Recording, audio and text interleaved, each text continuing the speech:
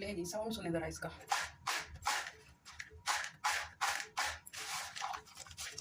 इस कदर मज़े का, इस कदर क्रिस्पी बने हैं ना ये जो हमारी कल की रेसिपी है, तो हमने कैसे बनाया इंशाल्लाह जल्दी अपलोड होगा। अस्सलाम वालेकुम दोस्तों, कैसे हैं आप लोग। तो आज मैं आपके साथ शेयर कर रही हूँ ऐसी रेसिपी जो बनाना तो सभी चाहते हैं लेकिन बनती किसी से सही और किसी से नहीं। बस जी आपकी उलझन को सुलझाने आई हूँ मैं। और यहाँ पे हम बनाने लगे हैं रेस्टोरेंट स्टाइल में सिंपल फ्राइज़, जो कि हम किसी भी रेस्टोरेंट में चले जाएँ तो हमें मिलते हैं और अक्सर हम वो घर पे ट्राई करना चाहते हैं पर हमें सही बनते नहीं हैं। उसका क्रिस्पीपन जो होता है ना वो नहीं आता। बस जी आज हम वही करने लगे हैं। अच्छा, मैंने यहाँ पे आलू ले लिए थे, उनको वॉश करके अच्छे से छील लिया था और उनको फ्राइज़ की शेप में मैंने कट कर लिया था और एक साइड पे पानी बॉयल होने रख दिया था।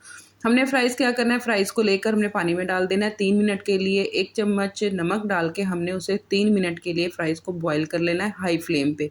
3 मिनट बाद हम निकालेंगे और उसे चिल्ड वाटर में डाल देंगे, यानी कि मैंने एक बाउल में अच्छी खासी बड़ी जो बर्फ़ था उसका बाउल डाल दिया था और उसमें जो है ना पानी डाल के उसमें मैंने फ्राइज़ जब 3 मिनट बॉयल हुए और सीधा मैंने चिल्ड वाटर में डाला और वहाँ से निकाल के मैंने एक कपड़े पे फैला दिए और किचन टिश्यू या किचन टॉवल से आप उसका पानी को अच्छे से सोक कर लें। अच्छा, दूसरी तरफ हमने क्या करना है कि हाई फ्लेम पे जो है ना हमने ऑयल रख देना। जब ऑयल तेज़ गर्म होना तो हमने 1 चम्मच कॉर्नफ्लोर डाल के और हमने फ्राइज़ को डाल देना। अब आप देखें कि मैंने जितने भी आलू कट किए थे ना, मैंने फ्राइज़ को 2 पार्ट में डिवाइड कर लिया। एक पार्ट मैंने फ्राई पैन में डाल दिया फ्राई होने के लिए और दूसरे पार्ट में मैंने 1 चम्मच कॉर्नफ्लोर डालकर उसको रेडी होने के लिए रख दिया। अच्छा, फर्स्ट पार्ट को जो है ना हम 90% तकरीबन हम फ्राई करेंगे और उसके बाद उसको निकाल देंगे और दूसरा पार्ट डाल देंगे। इतने में पहले वाला जो हमारा है ना फ्राइज़ वो ठंडे हो जाएँगे।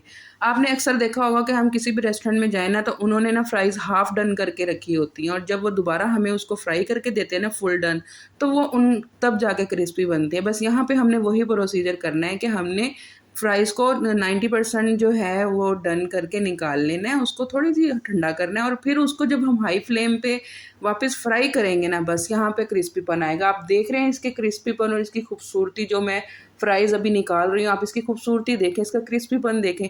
क्योंकि मैंने इसको हाफ डन करके दोबारा हाई फ्लेम पे मैंने इसको फ्राई किया था। ये देखें, दूसरे और भी मैंने हाई फ्लेम पे फ्राई कर लिया। ये इतने मज़े के थे, इतने क्रिस्पी, इतने क्रंची थे कि ये आपको आम रेस्टोरेंट में मिल ही नहीं सकते और आप घर में एक थोड़े से आलू से ढेर सारे ऐसे क्रिस्पी फ्राइज़ बना के रेडी कर सकते हैं।